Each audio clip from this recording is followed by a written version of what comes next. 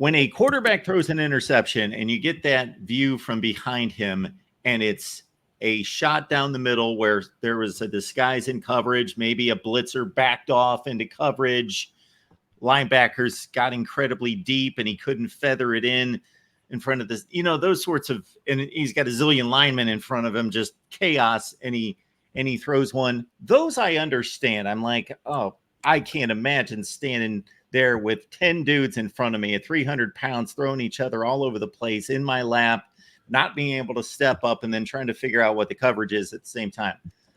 But on the pick that he threw, and Dylan Gabriel against Michigan State, one of his two, one-on-one, it's out there. He's thrown a zillion passes to the sideline and knows what the angle issue is, that the defender has the angle. So you better have a lot of space and you better get it way out there. And it was, from that standpoint, to me, a pretty bad pick that he threw when he was going for Emeka Egbuka. Yeah, I was watching it through the binoculars. I knew Egbuka was lined up in the slot to his left. So I saw Egbuka take off from my scrimmage and wasn't really burning, like he was maybe the underneath. They were running somebody off and then he was going to go, down the sideline. As it turned out, behind him, it must have been. So I then transitioned to looking at Will Howard, and he is staring a hole through Emeka Egbuka. He stared down the receiver, and that tells everybody where the ball's headed. And certainly that DB is a very good player. His name, it was Jamari Harris, right? It was Sebastian Castro made the interception. Yeah. He's really good. Yeah. So he just kind of stared through him, underthrew the ball. That needed to be up, to the sideline to where he's kind of catching it over the shoulder and getting a foot down in bounds, as opposed to, out in front of him like this, because Castro was glued to him. So, yeah, bad pick there, no doubt about it. And thankfully, Will hasn't made a lot of those. Tony, your question sparked me to Will Howard, sparked me to do some research. And I looked at it in 4 games against top 5 opponent or top 10 opponents. He is 2-2 as a starter. He's averaged 253 or 254 yards, something like that. He's only completed about 54% of his passes, but he has 10 touchdowns and 3 interceptions. And he also, in the game against TCU, which is one of those, the Big 12 championship, he ran for a touchdown as well in that game, threw for 2 touchdowns. So he has experience in these high-end games. That was a neutral site game, so the crowd probably not quite as daunting as what they're going to run into in Oregon. The place only seats 60,000 people, but they say it just gets unbelievably loud because it kind of just goes straight up on both sides. So guess we'll see it when we get there. I'm flying out tomorrow and looking forward to it, no doubt. Yeah, he definitely has experience playing in, he was the starting quarterback at Texas last year. Texas got out to a 27-7 lead, and then he brought them back, or they came back and sent that to overtime.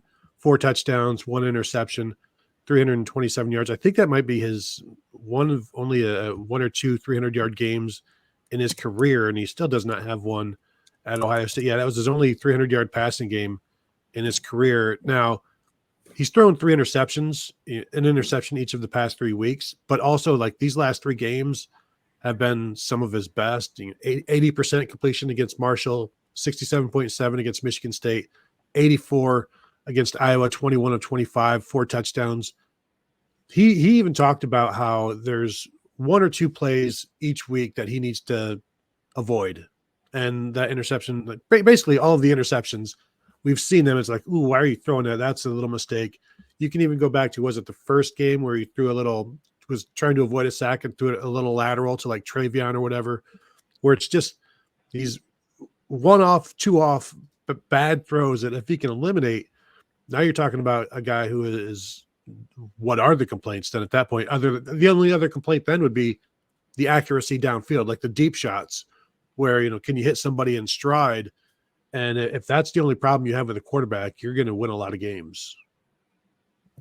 I took in all that, Tony, but what stood out to me most is that there just aren't that many top 10 teams in the Big 12.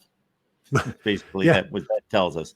And I did write in the story that I wrote about Will Howard, he's 1-1 as a starter against top 5 opponents in terms of when they are ranked at the time. And those are both in 2022. And TCU was number 3 in the Big 12 championship game. And then the Sugar Bowl against Alabama, who was ranked number 5. They lost the Alabama game. They won the Big 12 championship game. But he's, other ranked opponents, they're there, but it's not, as you said, it's not a lot. Certainly not an SEC schedule where everybody already gets, ranked like 3 spots higher than maybe they should, just as a default. All right, folks, on to Oregon.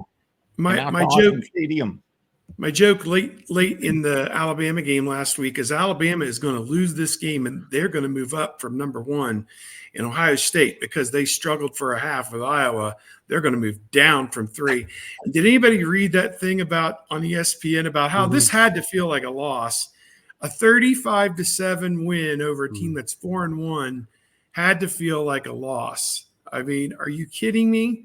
And people on our message board and whatever and on Twitter are like, tell us that you didn't watch the game without actually telling us you didn't watch the game, because I don't know who the writer was on that, but that was pretty ridiculous. They had their guy Trotter. Isn't Trotter the guy who's been embedded with them this week? He was at the game. You'd think he would have told whoever was writing that no, this was actually a beatdown. A physical, took their lunch money beat down. So yeah, what can you say?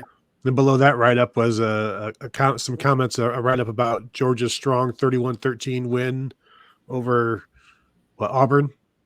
Hard fought over the mighty Tigers. Crappy ass Auburn. Auburn, who can't beat anyone on their schedule that doesn't play in the FCS. Yeah. We leave everyone with this one. Yakov showing up. Worst quarterback situation, Michigan or the Browns? And hashtag Brian Sipe. Well, Michigan's got a winning record, so there you go. But the Browns could play a different professional quarterback. Michigan cannot. Yeah. Michigan is it's not good, and it's not going to get good. And I don't know how many of those guys will even be back next year. Yeah, I took a nap Sunday when the Browns were playing. I was like, I can't subject myself to this. So, yeah. There you go.